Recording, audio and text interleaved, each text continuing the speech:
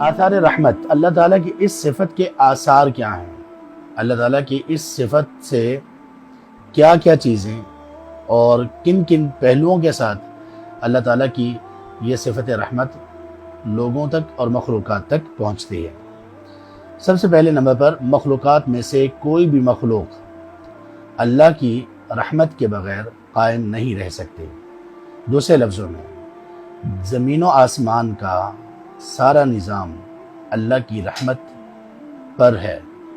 اللہ کی رحمت شامل حال نہ ہو تو نہ زمین قائم رہ سکے گا، نہ زمین قائم رہ سکے گی، نہ آسمان قائم رہ سکے گا، اور نہ ہی یہ زمین، یہ پہاڑ، یہ زندگی اس روئے زمین پر کچھ بھی قائم نہیں رہ سکتے۔ اسی لیے اللہ تعالیٰ نے فرمایا سورۃ الاعراف میں آیت نمبر 156 میں، وَرَحْمَتِي وَسِعَتْ كُلَّ شَيْءٍ، اور میری رحمت ہر چیز پر وسیع ہے، یعنی میری رحمت ہر چیز کو ڈھانپے ہوئے ہے۔ اللہ کے سوا سب مخلوق ہے اور سب مخلوقات کو اللہ کی رحمت نے ڈھانپ رکھا ہے۔ یوں سمجھ لیجئے کہ اللہ تبارک و تعالیٰ کی مخلوقات سے کوئی بھی چیز الگ نہیں ہے، باہر نہیں ہے، الگ نہیں، باہر نہیں ہے، اور جہاں اللہ تعالیٰ کی رحمت نہیں ہوگی وہاں پر کسی بھی چیز کا قیام نہیں ہوگا۔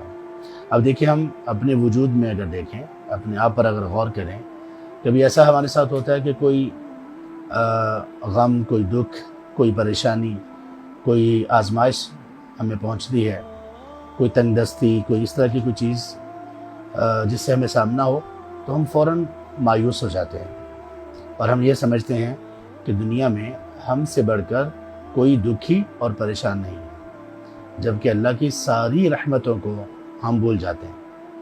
اگر ایک شخص کو مال کے اعتبار سے تنگی کا سامنا ہے تو وہ یہ دیکھے کہ سبحان اللہ، اللہ کی کتنی نعمتوں کو وہ استعمال کر رہا ہے۔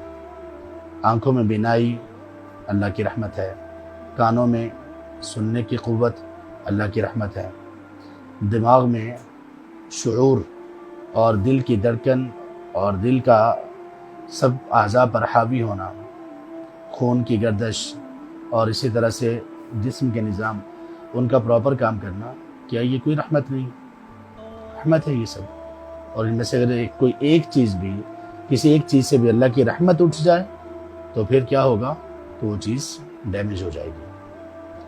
تو اس لیے آپ صلی اللہ علیہ وسلم کی بہت ساری دعاؤں میں بھی، قرآن کریم کی بہت ساری آیات میں بھی اللہ تعالیٰ کی یہ دونوں صفات کثرت سے آپ کو ملیں گی۔ تو مخلوقات میں سے کوئی بھی مخلوق اللہ کی رحمت کے بغیر قائم نہیں رہ سکتے۔